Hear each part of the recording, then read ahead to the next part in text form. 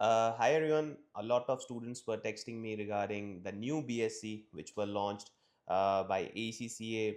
What's the eligibility criteria. In the previous videos, I have taught you that what are the fees, what are the attempts, but exactly the eligibility criteria isn't being shared by me. So I am attaching the article as well from where I am getting the information. You can read it by yourself as well, and I'll be attaching the screenshots on it as well, right?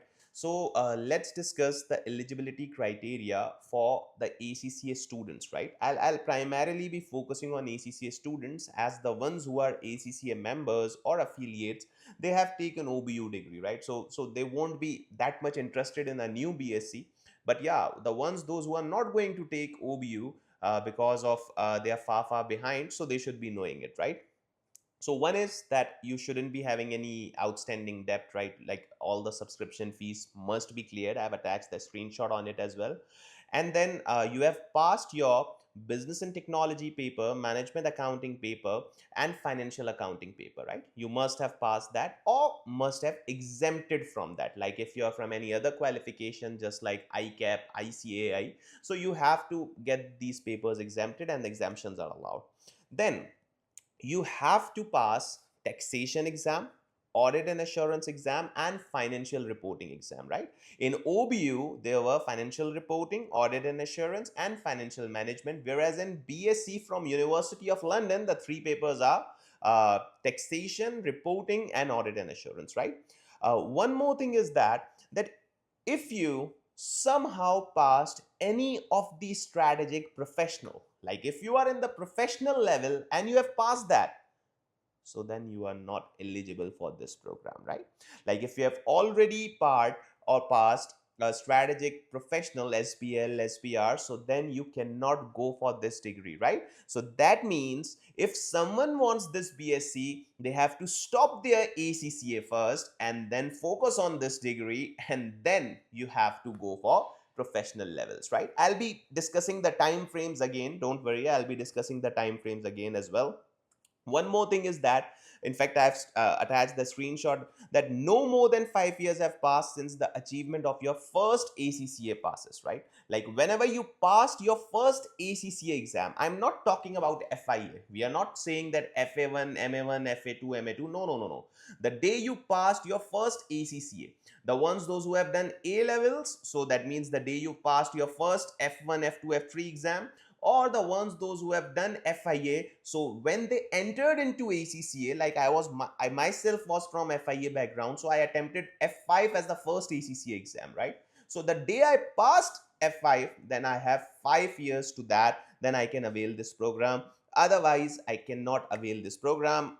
In fact, I have shared the link as well. You can read it. You can read it from a particular article so that you can be guided better, right? If someone is not sure on this, they can text me for the particular counseling as well. Okay, so this was for ACCA students. So if I am, and if I can repeat that, so no outstanding debt, first thing. Second is that you must have passed the part 1 or exempted. You must have passed F6, F7, F8, that is FR, AA, and TX paper.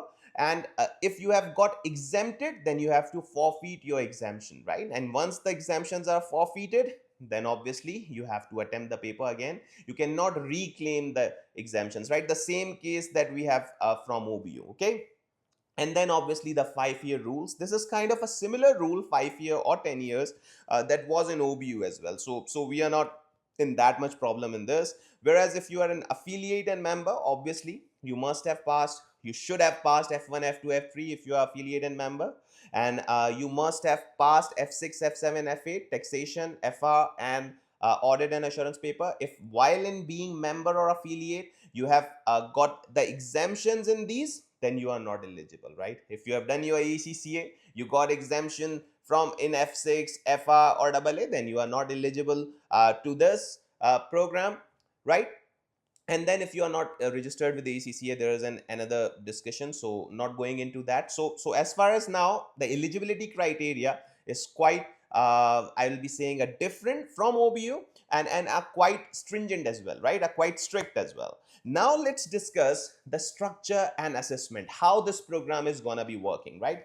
So see, this program structure is basically what I see is made up of 230 credit points, right? It's kind of an exam, like 230 credit points, just like in the university. If you go to university, you have to complete the course hours. So this is here 30 credit points, which is aligned, a 230 credit points, which is aligned from your performance management and financial management syllabus. Now let's hold on.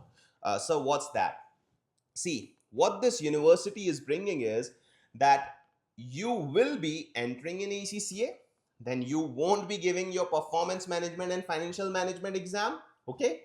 You'll be going for taxation FRAA, and then you will be going for this degree, will attempt these two modules in this university, and then you will go back to ACCA and claim the exemptions of PM and FM.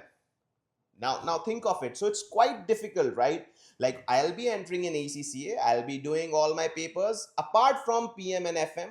Then I'll go to University of London, I'll do their 230 credit points, that's 60 credit points.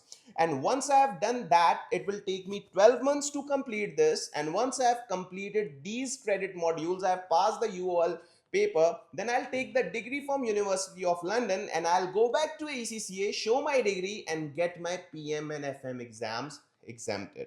So I believe that this is a quite complex structure, right? In comparison to OBU was very easy, right? OBU was very cost friendly and very easy friendly, right? Like, easiness was one of the things that people were preferring OBU, and the cost as well.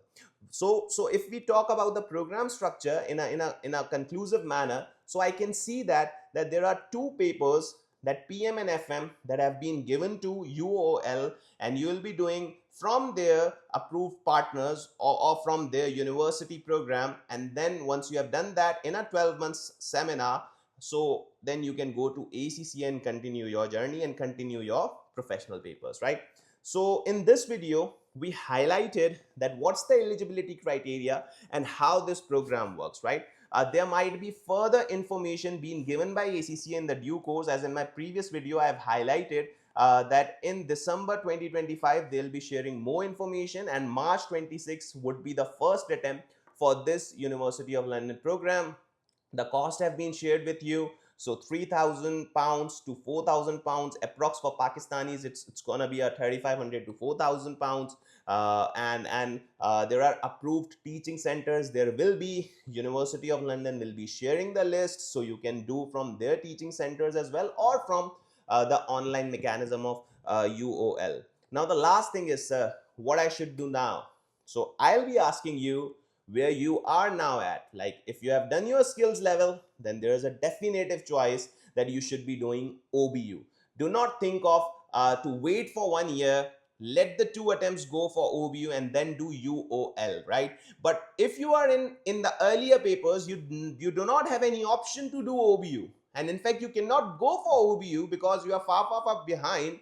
Then obviously wait for this university program, and if you can afford, you should be doing it, right? So a summary that we have discussed: program structure and the eligibility criteria. Whereas in my previous videos, I have discussed the fees and the structures and the bands that they have been given to us. And in fact, I have attached the article and screenshots so you can read it by yourself. Thank you.